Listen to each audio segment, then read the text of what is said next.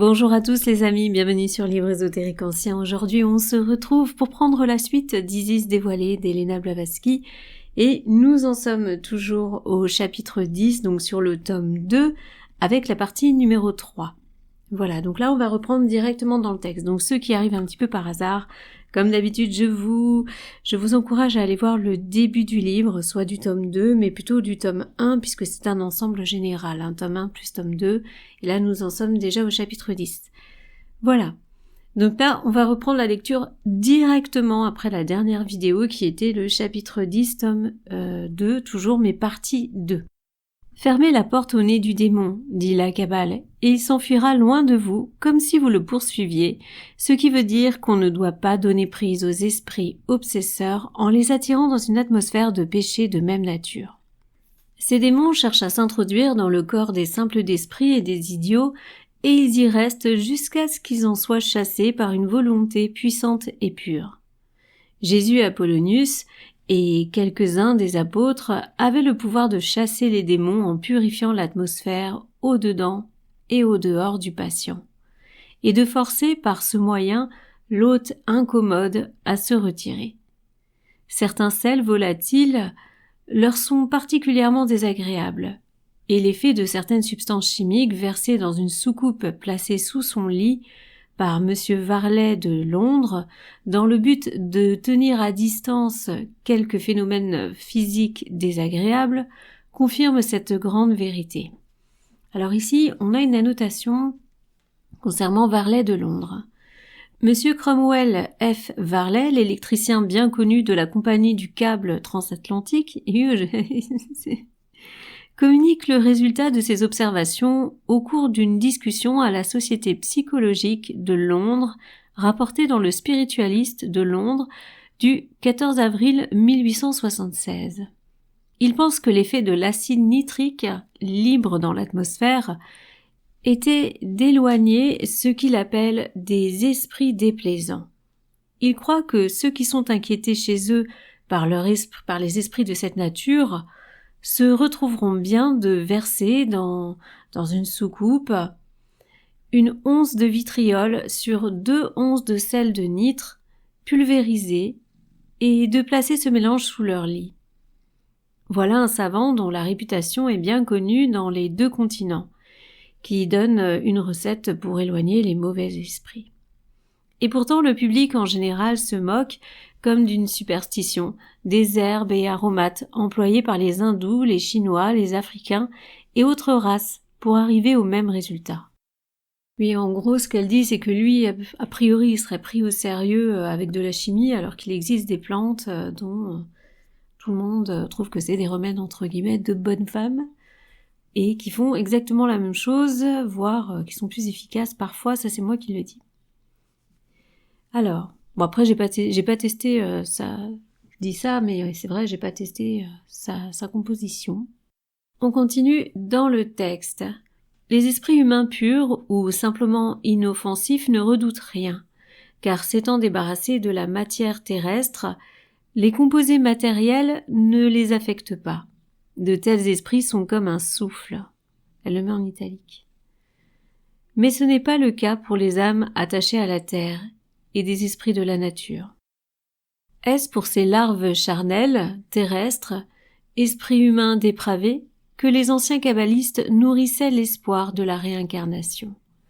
Mais alors, où et comment? À l'heure convenable, aidés par un sincère désir d'amendement et de repentir, inspirés par une personne puissante et sympathique, ou par la volonté d'un adepte, ou même tout simplement par un désir de l'esprit fautif lui-même, il peut atteindre ce résultat pourvu que ce désir soit chez lui assez énergique pour lui faire secouer le joug de la matière pécheresse. Perdant alors toute conscience, la monade, jadis brillante, est reprise par le tourbillon de notre évolution terrestre, et elle traverse de nouveaux règnes inférieurs pour respirer une fois de plus dans le corps d'un enfant. Il serait impossible de fixer le temps nécessaire pour accomplir ce processus. Du moment que la notion du temps n'existe pas pour l'éternité, ce serait une perte de temps que d'essayer d'en faire le calcul, ça c'est vrai. Attention, la notion de temps n'est valable que sur Terre. Ainsi que nous l'avons dit, fort peu de kabbalistes croient à cette doctrine enseignée à l'origine par certains astrologues. En recherchant les horoscopes de certains personnages historiques renommés pour quelques dispositions spéciales, ils trouvèrent que la conjonction des planètes correspondait parfaitement avec les oracles et les prophéties notables, au sujet des personnes nées plusieurs siècles plus tard. L'observation est ce que l'on pourrait nommer de singulières coïncidences. Ajoutée à la révélation obtenue durant le sommeil sacré du néophyte, celles-ci firent découvrir la redoutable vérité.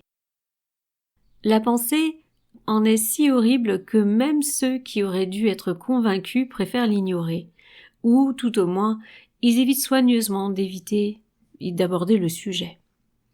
Cette façon d'obtenir des oracles était pratiquée dès la plus haute antiquité. Dans l'Inde, cette sublime léthargie est appelée le sommeil sacré de 3 petites étoiles. C'est un état d'oubli dans lequel le sujet est plongé par certains procédés magiques, secondés par le breuvage du suc du soma. Le corps du dormeur reste pendant plusieurs jours dans un état pareil à la mort. Et, par la puissance de l'adepte, il est purifié de ses souillures terrestres. Il est ainsi préparé pour devenir le réceptacle temporain de la splendeur de l'ogéide, je pense que c'est ça, l'ogéide, immortel. Vous moquez pas, hein. J'ai toujours du mal avec Blavatsky, il y a toujours des termes, mais j'ai le mérite de lire le texte, hein. Donc c'est déjà ça.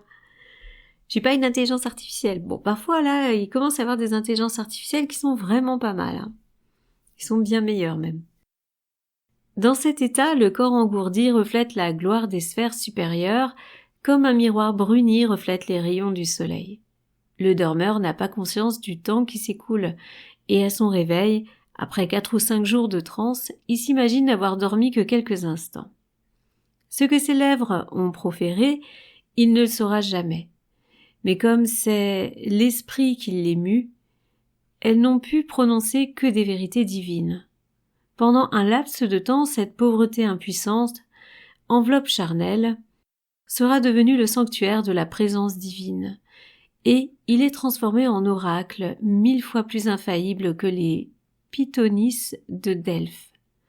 Son sommeil sacré, qui n'est pas comparable à l'espèce de folie que celle-ci exhibait en présence de la foule, n'a pour témoin dans l'enceinte du sanctuaire que quelques adeptes dignes eux-mêmes de se tenir en présence de l'Adonai.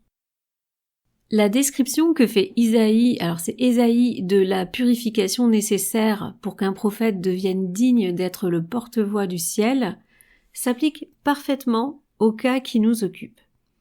Il dit, en employant la métaphore qui lui est si familière, « Mais l'un des séraphins vola vers moi, tenant à la main une pierre ardente, qu'il avait prise sur l'autel avec des pincettes. Il en toucha ma bouche et dit « Ceci a touché tes lèvres. Ton iniquité est enlevée et ton péché est expié. » Donc ça c'est entre parenthèses Ésaïe 6, 6, 7. L'invocation de son propre ogoïde par l'adepte purifié est traduite en termes d'une beauté sans égale par Bulwer-Lytton dans Zanoni. Et il nous y donne à entendre que le moindre élan de passion mortelle rend l'hiérophante indigne de la communion avec son âme sans tache. Non seulement il y en a peu qui puissent accomplir cette cérémonie avec succès, mais encore ces rares individus n'y ont recours que pour l'instruction d'un néophyte et pour obtenir une connaissance de la plus haute importance. Cependant, le public en général n'apprécie pas à sa juste valeur la science précieusement gardée par ces hiérophantes. Il existe une autre collection d'écrits et de traditions sous le titre de Kabbale, attribuée à des savants orientaux, dit l'auteur de Art magique. Mais comme cet ouvrage remarquable n'a peu ou point de valeur sans la clé, qui ne peut être obtenu que dans les confréries de l'Orient, sa transcription ne serait d'aucune valeur pour le lecteur ordinaire. Donc qui ne peut être obtenu que dans les confréries d'Orient, le met en biais et forcément. Ça c'est ce que je vous disais, c'est que au niveau des livres ésotériques, tout n'est pas toujours dévoilé dans la mesure où il y avait les confréries dans lesquelles vous appreniez en fait toute la suite et surtout vous avez l'état pratique. Tout cela a été tourné en ridicule par les voyageurs de commerce qui parcourent l'Inde à la recherche de clients et qui écrivent dans le Times leur récit de voyage. D'autres prétendent faire croire aux foules ébahies que leurs tours de prestidigitation sont les véritables exploits des magiciens orientaux. Malgré la mauvaise foi dont fit preuve dans l'affaire Alger-Robin-Houdin, une autorité dans l'art de la prestidigitation ainsi que M. Moreau-Cinti, ils ont loyablement témoigné en faveur des médiums français. Ils ont attesté tous deux, lorsqu'ils furent interrogés par les académiciens, que seuls des médiums pouvaient produire des phénomènes de coups frappés dans les tables et de lévitation sans préparatif, et que les meubles fussent truqués en conséquence. Ça, je vous le rappelle tout le temps, pour ceux qui suivent, que à l'époque c'était vraiment le truc quoi. Comme je vous disais, ils n'avaient pas les écrans, ils n'avaient pas la télé, c'était vraiment les soirées un peu bourgeoises où on faisait venir un médium et ça tapait dans les tables et la totale quoi. Ils reconnurent également que les lévitations sans contact étaient des faits tout à fait en dehors du pouvoir des jongleurs de profession. Que pour eux la lévitation était tout à fait impossible à moins d'être présentée dans une chambre pourvue de machinerie secrète et de miroirs concaves.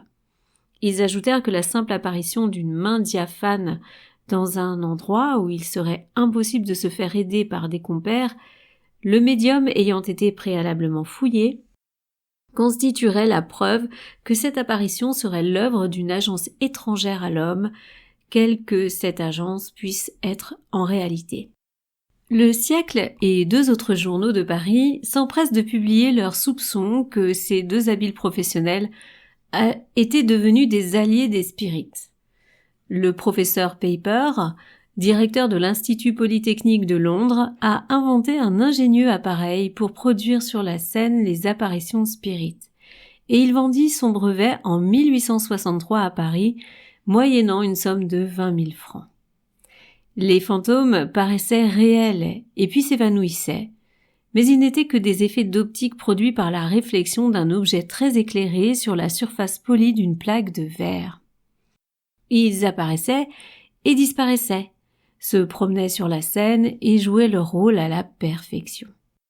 Quelquefois, des fantômes se plaçaient sur un banc, après cela un acteur vivant commençait à se quereller avec lui. Et, saisissant une lourde hache, partageait d'un coup en deux la tête et le corps du fantôme. Mais les deux parties se rejoignaient aussitôt, et le spectre reparaissait intact quelques pas plus loin, au grand étonnement du public.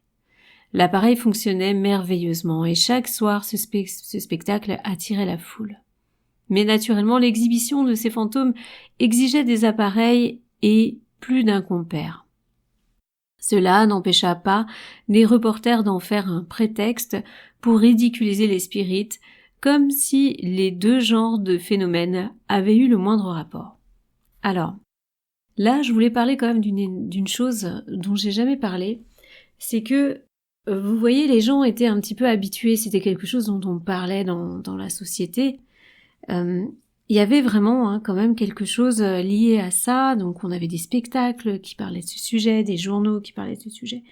Donc quelque part on peut se dire qu'il y avait un vrai égrégore, une vraie croyance ou pas, mais en tout cas il y avait de l'énergie donnée à ce sujet. Donc forcément, à une époque où beaucoup de gens en parlaient, j'imagine qu'il y avait beaucoup plus d'événements. Vous voyez, à une époque où peut-être en ce moment on en parle peut-être certainement un peu moins, là-bas, tout le monde, en tout cas c'était un sujet qui était facilement évoqué dans les familles, donc forcément d'une certaine manière, on intentionnait la chose. Donc c'était peut-être plus facile d'avoir des rapports avec les mondes parallèles. Et en tout cas, dans dans ce type de procédé, c'est-à-dire avec soi-disant des âmes entre guillemets de défunts, mais vous savez ce que je pense là-dessus. Hein. Donc, en tout cas, le monde opposé. Et ça, c'est sûr qu'aujourd'hui on l'a certainement beaucoup moins. Aujourd'hui, on est plus dans un état spirituel, avancé sur soi, ce genre de choses, quoi. Là, c'était beaucoup moins le cas. C'était autre chose. Alors, ce que les fantômes de Pepper prétendaient faire, de véritables humains désincarnés peuvent réellement l'accomplir lorsque leur réflexion est matérialisée par les élémentales. Donc c'est tout à fait... on revient toujours là-dessus. Hein. Ils se laisseront trouer le corps par des balles ou des épées et couper les membres, et reparaîtront aussitôt intacts. Mais il n'est pas de même des esprits cosmiques et des esprits élémentaires humains, car une épée ou un poignard ou la pointe d'une arme quelconque, fût-ce un simple bâton pointu, les fait trembler et fuir terrorisés. Cela paraîtra peut-être inexplicable à ceux qui ne comprennent pas de quelles substances matérielles sont composés les esprits élémentaires. Mais les kabbalistes le comprennent parfaitement. Les souvenirs de l'Antiquité et du Moyen Âge, pour ne rien dire des merveilles modernes de Cidéville, dont nous avons l'attestation faite devant les tribunaux, confirment ce fait. Les incrédules et même les esprits sceptiques ont souvent injustement accusé les médiums de fraude lorsqu'on leur refusait ce qu'ils considéraient comme leur droit d'éprouver les esprits. Mais pour un cas de ce genre, il y en a 50 où les spirites ont été bernés par des imposteurs, tandis qu'ils négligeaient de constater, comme il le convenait, les manifestations réelles de leur médium, que leur médium leur procurait. C'est-à-dire qu'en gros, il y avait tout autant des charlatans que des vrais médiums, quoi. Ignorant des lois de la médiumnité, ils ne savent pas que, lorsque les esprits ont une fois pris possession d'un médium honnête, qu'il soit désincarné ou élémental, il n'est plus son maître. Il ne peut pas diriger les actes des esprits ni leur commander. Ça, c'est très important. Ça, c'est très important. Lorsque les esprits ont une fois pris possession d'un médium honnête, qu'il soit désincarné ou élémental, il n'est plus son maître. Il ne peut pas diriger les actes des esprits ni leur commander, pas plus que ses propres actions. Il est devenu un pantin dont il tire les fils à leur gré, depuis derrière les coulisses. Le faux médium peut simuler la transe et néanmoins jouer tout le temps la comédie, tandis qu'au contraire un médium véritable aura l'air dans son état normal alors qu'en réalité son esprit est loin et son corps animé par son guide ou l'esprit qui le contrôle. Ou bien il est endormi dans le cabinet tandis que son corps astral ou doppelganger se promène dans la salle, mu par son intelligence autre que la sienne. Parmi tous les phénomènes, celui de la répercussion intimement lié avec ceux de la bilocation ou ubiquité et de la locomotion aérienne sont les plus surprenants. Au Moyen-Âge, ils étaient compris sous le chef de la sorcellerie. De Gasparin, dans ses réfutations du caractère merveilleux des prodiges de Cidéville, traite ce sujet tout au long, mais ces prétendues explications sont toutes battues en brèche à leur tour par Demirville et Desmousseaux, qui, tout en essayant de prouver l'intervention du diable dans ces phénomènes, démontrent néanmoins leur origine spirituelle.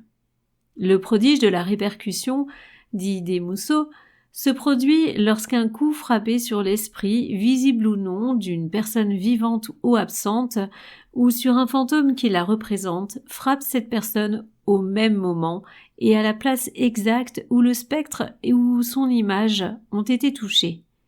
Nous supposons, donc, que le coup est répercuté et qu'il atteint par contre-coup de l'image de la personne vivante son double fantôme. Son double fantôme, l'original en chair et en os, où que ce soit qu'il se trouve. Donc là, elle met « Ce fantôme est appelé Saint Léka ». Voyez une histoire étrange de Bulwer-Lytton. Ainsi, par exemple, un individu se présente devant moi et, visible ou non, il me déclare la guerre, me menace et fait que je suis sous le coup d'une obsession. Je frappe à l'endroit où j'aperçois son fantôme, ou je l'entends remuer, ou je sens quelqu'un ou quelque chose qui m'agace et me résiste. Je frappe. Le sang quelquefois se montre à cet endroit, et parfois un cri fait entendre. Alors, un cri se fait entendre, pardon. Il est blessé, peut-être mort. C'est fait et je l'ai expliqué. Donc là, elle met une annotation dans l'édition de ses œuvres publiées à Strasbourg en 1603. Paracels écrit au sujet de la merveilleuse puissance magique de l'esprit et de l'homme. Il est possible, dit-il, que mon esprit, sans le secours du corps, par la seule force d'une volonté puissante, et sans avoir besoin d'une arme, tue ou blesse d'autres personnes. Il est possible aussi de faire venir l'esprit de mon ennemi dans une image quelconque, de le terrasser et de l'estropier. L'exercice de la volonté est un grand point en médecine. Chez tous les hommes, l'imagination agit sur le cœur, car il est le soleil du microcosme, et du microcosme, l'imagination se dirige vers le grand univers, l'éther universel. L'imagination de l'homme est une semence qui est matérielle. Nos atomistes modernes l'ont démontré. Voyez Bagage et le professeur Gévon, une idée fixe est aussi un moyen d'atteindre un but. La magie est la grande sagesse cachée, et la raison est une grande folie publique. Aucune armure ne protège contre la magie, car elle atteint l'esprit intime de la vie. Et cependant, au moment où je le frappais, sa présence dans un autre endroit était authentiquement démontrée. Oui,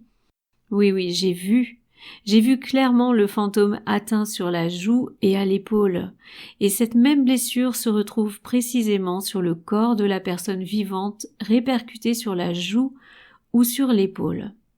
Ainsi, il est évident que les faits de répercussion sont étroitement liés à ceux de duplication ou d'ubiquité, soit spirituelle, soit corporelle. L'histoire des sorcelleries de Salem, telle que nous la trouvons consignée dans les œuvres de Cotton Mather, Calef, Upham et autres, fournit une curieuse confirmation du fait de ce dédoublement de l'être, comme elle confirme aussi les inconvénients de laisser les esprits élémentaires agir à leur guise. Ce chapitre tragique de l'histoire américaine n'a jamais été décrit d'une façon conforme à la vérité. 4 ou 5 jeunes filles avaient développé la médiumnité en fréquentant alors j'ai pas le droit de dire le mot parce que je vais me faire excuser la vidéo, donc une personne des Antilles qui pratiquait l'OBA. Elles commencèrent à souffrir toutes sortes de tortures physiques, telles que des piqûres d'épingles, des coups et des morsures par tout le corps. Elles déclarèrent qu'elles avaient été frappées par le spectre de différentes personnes et nous apprenons par la célèbre Narrative of Dewat Lawson, publiée à Londres en 1704, que quelques-unes de ces personnes avouèrent avoir frappé les jeunes filles ainsi que ces dernières les en accusaient. Interrogées sur la façon dont elles avaient agi, quelques-unes déclarèrent avoir planté des épingles dans des poupées faites de chiffon ou de cire ou d'autres matières. Une d'elles confessa, après que l'on eut signé sa sentence de mort, qu'elle avait pris l'habitude de tourmenter ces jeunes filles en leur prenant les mains et en indiquant par la pensée la partie du corps où elle désirait qu'elles fussent atteintes. Et cela se passait ainsi qu'elle l'avait voulu. Alors, là, c'était dans Salem Witchcraft. Voilà, c'est un conte du village de Salem par Upham. C'est la notation. Monsieur Upham nous apprend qu'Abigail Hobbs, une de ses filles, reconnut qu'elle avait fait un pacte avec le diable, qui s'était introduit chez elle sous la forme d'un homme, et qui lui avait commandé de tourmenter ces jeunes filles, en lui apportant des images en bois à leur ressemblance et des épines pour les planter dans les statuettes, ce qu'elle fit. Et aussitôt les victimes crièrent, se plaignant d'avoir été piquées par elle. Comme ces faits, dont l'exactitude a été démontrée par des témoignages irrécusables devant le tribunal, confirment la doctrine de Paracels. Ok, la phrase est étrange, mais il est fort étrange qu'un savant tel que M. Upham ait accumulé dans les 1000 pages de ces 2 volumes une masse pareille de preuves légales démontrant jusqu'à l'évidence l'action d'âmes attachées à la terre et de malins esprits de la nature ayant participé à ces tragédies sans avoir même soupçonné la vérité. Il y a des siècles, Lucrèce faisait dire au vieil Ennius, là franchement, c'est bis duo sunt hominis manes caro spiritus umbra, quator ista, j'aime pas lire des choses que je sais pas traduire.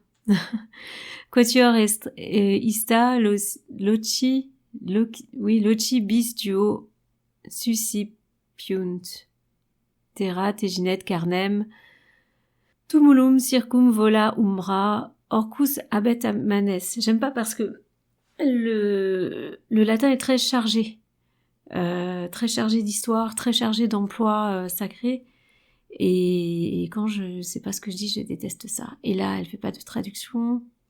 Si, peut-être, bon, ça s'arrête là. Après, ça doit pas être très négatif, donc ça va.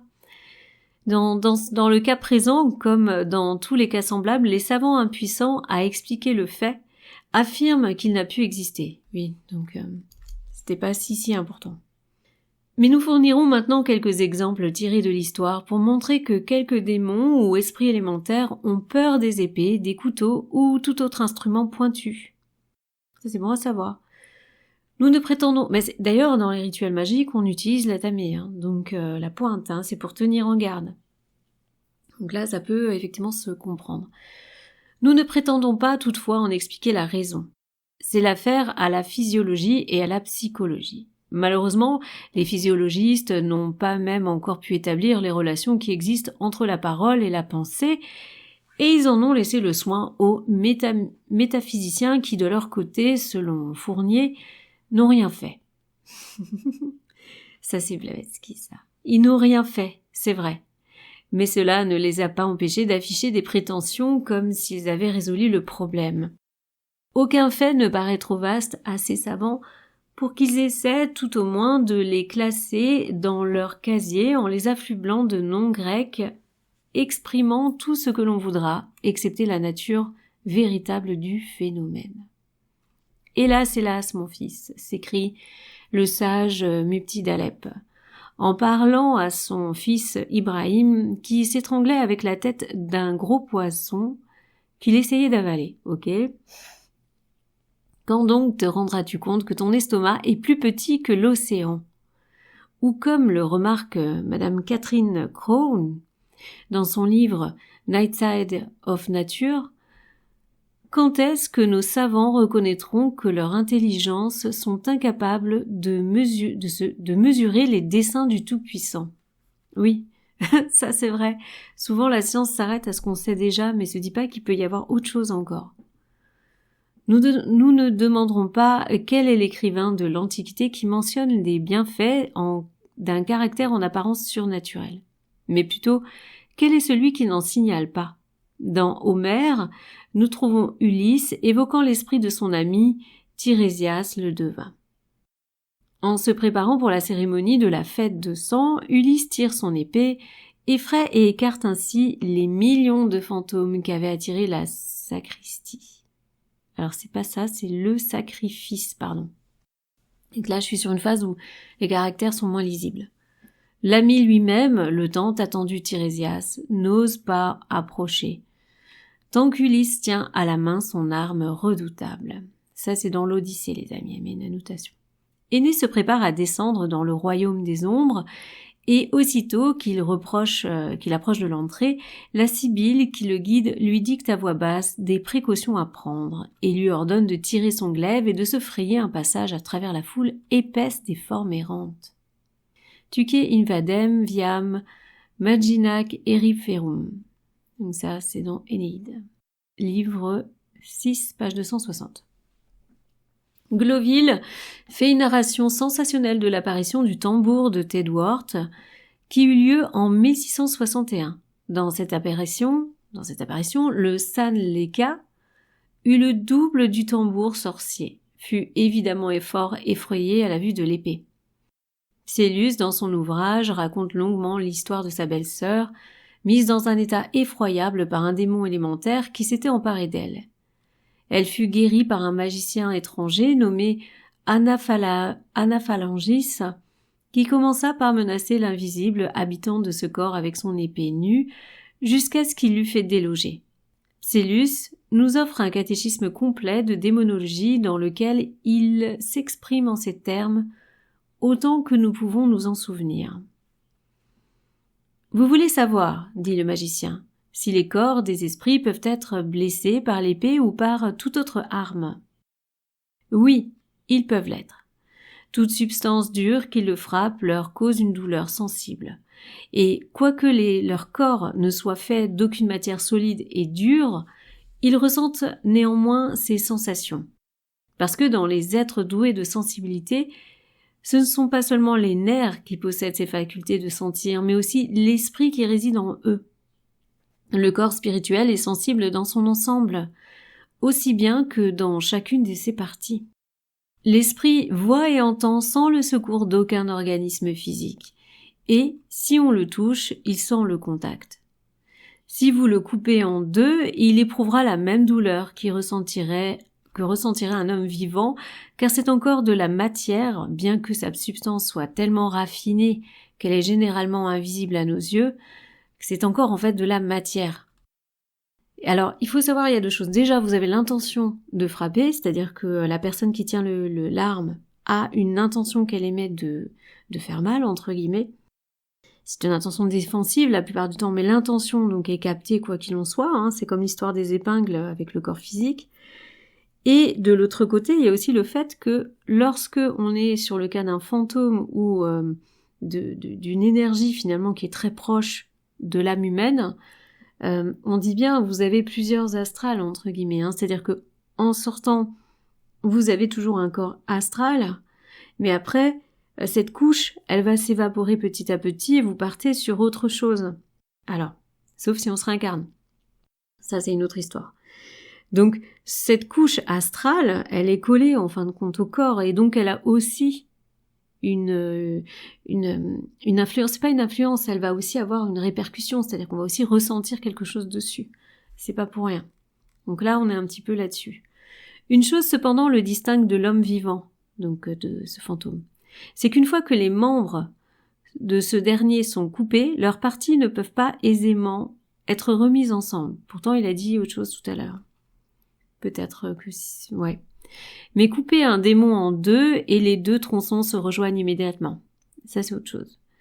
De même que l'eau ou l'air se referment sur un corps solide qui a passé à travers les éléments, sans en garder la moindre trace, de même le corps d'un démon se condense de nouveau lorsque l'âme tranchante est retirée de la blessure. Mais chaque entaille qui lui est faite ne lui occasionne pas moins de douleur. Voilà pourquoi les démons craignent la pointe d'une épée et d'un instrument tranchant ou aigu, donc ça marche aussi. Que ceux qui veulent les voir fuir en fassent l'expérience. Je ne sais pas sur quel niveau de démon on s'adresse, mais enfin, faut voir, hein. Un des plus instruits parmi les savants de ce siècle, Baudin, le démonologue, professe la même opinion. Il soutient que les élémentaires humains et cosmiques ont fort peur des épées et des poignards. C'était aussi l'opinion de Porphyre, de Jamblique et de Platon. Plutarque le répète souvent dans ses livres. Les théurgistes pratiquants le savent et agissent en conséquence, et un grand nombre d'entre eux affirment que les démons souffrent de la moindre blessure faite à leur corps. Baudin nous raconte à ce sujet une curieuse histoire dans son ouvrage sur les démons, page 292. Je me rappelle, dit l'auteur, qu'en l'année 1557, un esprit ou démon élémental de ce que l'on nomme Tonnant tomba avec la foudre dans la maison de Pondeau le cordonnier, et immédiatement il se mit à lancer des pierres par toute la chambre. Nous en recueillîmes une si grande quantité que la maîtresse de la maison en remplit un grand coffre après avoir soigneusement fermé les portes et les fenêtres, et le coffre aussi. Mais cela n'empêcha pas le démon d'introduire d'autres pierres dans la pièce, mais sans faire du mal à personne. L'Atomy, qui était alors président du quartier, vint voir ce qui se passait. Là nous met un magistrat du district, pour la personne. Donc il vint voir ce qui se passait, aussitôt après son entrée, l'esprit fit tomber son chapeau de dessus de sa tête, et le mit en fuite. Cela durait depuis plus de 6 jours, lorsque monsieur Jean Morgue, conseiller de la présidence, vint me chercher pour voir ce mystère. Lorsque j'entrai, quelqu'un suggéra au maître de la maison la pensée de prier Dieu avec ferveur et de faire tournoyer une épée dans l'air pour toute la chambre. Il le fit. Et le lendemain, la femme du cordonnier nous apprit qu'à partir de ce moment, on n'avait plus entendu le moindre bruit dans la maison. Tandis que pendant les 7 jours que ce phénomène avait duré, il leur avait été impossible d'avoir un moment de repos. Les livres sur la sorcellerie du Moyen-Âge sont remplis de récits de ce genre. Le très rare et intéressant ouvrage de Gloville intitulé Sadicinus Triumphans figure, avec celui de Bodin déjà cité, parmi les meilleurs. Mais il nous faut maintenant donner asile à certains récits de philosophes plus anciens qui expliquent en même temps qu'ils racontent. Au premier rang, en fait de merveille, il faut placer Proclus. Sa nomenclature de faits, la plupart desquels sont appuyés par des citations de témoins qui sont souvent des philosophes bien connus et véritablement stupéfiantes. Il raconte une foule de cas contemporains, de personnes mortes que l'on avait trouvées ayant changé de posture dans le sépulcre ou, après avoir été mises dans une position horizontale, on les retrouvait assises ou debout. Il attribue cela à leur nature de larves. Ainsi dit-il, que le constatent les anciens auteurs tels que Aristus, Épiménide et Hermodorus. Il cite 5 cas tirés de l'histoire de Cléarque, le disciple d'Aristote. Le premier cas, c'est le cas de Léon Cléonyme l'Athénien. Ensuite, en deuxième, on a celui de Polycritus, un homme illustre parmi les Éoliens. Ce fait est raconté par l'historien Nomachius, qui dit que Polycritus mourut et revint 9 mois après sa mort. L'éphérien Iliéro et d'autres historiens, dit Taylor, son traducteur, attestent la vérité de ce fait. Troisième cas, le cas de Eurinus, à qui il arriva la même chose à Nicopolis. Ce dernier ressuscita le 15e jour après son inhumation et vécut quelque temps après cela, menant une vie exemplaire. Quatrième cas, le cas de Rufus, prêtre de Salonique, rendu à la vie le 3e jour après sa mort, afin qu'il pût accomplir certaines cérémonies religieuses conformément à la promesse qu'il en avait faite. Il remplit son engagement et mourut de nouveau, cette fois pour ne plus revenir. Cinquièmement, le cas de Philonéa, qui vivait du temps de Philippe. Elle était la fille de Démostratus et de Carito d'Amphipolos. Mariée contre son gré à un nommé Crotéros, elle mourut bientôt après. Mais le 6e mois après sa mort, elle ressuscita, comme dit Proclus, par amour pour un jeune homme nommé Macata, qui était venu de Péla la demander à son père Démostratus. Elle le visita pendant plusieurs nuits consécutives, mais lorsque cela fut enfin découvert, elle, ou plutôt le vampire qui la représentait, mourut de colère. On l'a pas lu ça, déjà, si, je crois qu'on l'a lu ça. On a lu cette histoire, il me semble, je crois qu'on a lu ça sur un article. Et c'est vrai que quand on entend ces gens qui revivent après plusieurs mois, on peut penser quand même au coma. Avant sa nouvelle mort, elle avait déclaré qu'elle agit de sorte par la volonté de démons terrestres. Son cadavre, à ce 2e décès, fut vu partout dans le monde, dans la maison de son père. Lorsqu'on ouvrit son tombeau, où son corps avait été placé, lors du 1er décès, on le trouva vide, et le fait fut soigneusement constaté par des parents incrédules qui avaient tenu à s'assurer eux-mêmes de la vérité. Le récit en est confirmé dans les épîtres d'Hipparque et par celle d'Aridée à Philippe. Alors ici, on va avoir une petite annotation. Ce fait étonnant a été certifié par le préfet de la cité et le proconsul de la province et en fit l'objet d'un rapport à l'empereur.